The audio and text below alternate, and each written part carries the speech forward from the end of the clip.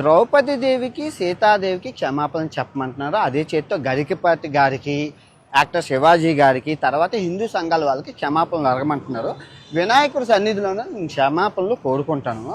చెప్పే ముందు నేనేమన్నానండి, ద్రౌపది దేవిని సైంధవుడు కీచకుడు బలాత్కారం చేయబోయి చచ్చిపోయారు అన్నాను. బలాత్కారం అంటే ఇంగ్లీష్లో ఏంటి, రేపు. తర్వాత సీతాదేవిని రావణాసుడు ఎత్తుకెళ్ళిపోబోయి చచ్చిపోయారు అన్నాను. అంతే. ఇక్కడ చీరలు కట్టుకున్న వాళ్ళు, ఆ మగవాళ్ళు ఏది చేస్తే వాళ్ళు చచ్చిపోయారు. ఇక్కడ 60,000 రేపులు జరిగాయి. సో వీళ్ళు ఇంకా బతికి ఉండి బిర్యానీ తింటున్నారు, మీరేం చేస్తున్నారు అని అడిగి అక్కడ సందర్భం. కానీ అక్కడ అంత చెప్పే ఛాన్స్ లేదు. తప్పు జొరలేదు కాబట్టి క్షమాపణలు కోరుకుంటాను. అదే తప్పు అని ఒప్పుకుంటున్నాను కదా.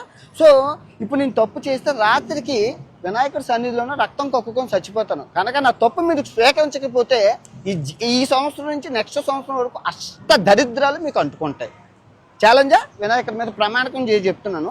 నేను తప్పు చేస్తే ఈ రోజు రాత్రికి రక్తం కొక్కుని చచ్చిపోతాను. కానీ మీకు ఈ సంవత్సరం 26 అంతా నాలుగు మీద మచ్చలోనే అష్ట దరిద్రాలు పట్టుకొని సర్వనాశనం అయిపోతారు. నేను చెప్తున్న తప్పుని స్వీకరించకపోతే. 2, గరికపాటి గారికి టీషర్టును జీన్ ప్యాంట్ ఆడవాళ్ళు వేసుకుంటే నచ్చదని అంటున్నారు. నేను అబ్బాయిలు వేసుకుంటున్నారు కదండి అంటే అవన్నీ నాకు తెలియదు. ఆడవాళ్ళు పద్ధతిగా ఉండాలి, చీరలు కట్టుకోవాలన్నారు. ఓకే, అది ఆయన పెద్ద ఆయన కాబట్టి నేను ఆయన్ని తిట్టలేదు. కాకపోతే కొన్ని పదాలు వారాను, దాన్ని వెనక్కి తీసుకుంటూ క్షమాపణలు కోరుకుంటున్నాను.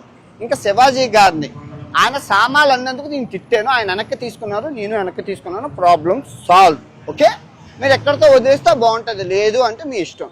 నేను ఇప్పుడు మంచి శాండ్విచ్ మసాజ్ థాయిలాండ్లో చేసుకొని రాత్రికి మంచి సినిమాకి వెళ్ళి ఆ వీడియో రేపు పొద్దున్న పెడతాను. ఓకే, నేనైతే చిల్ అవుతాను, రిలాక్స్ అవుతాను. మీరేం అవుతారు అనేది మీ మనసుకే ఆలోచించేస్తున్నాను. Love you all. అందరూ బాగుండాలి, అందులో నేను ఉండాలి.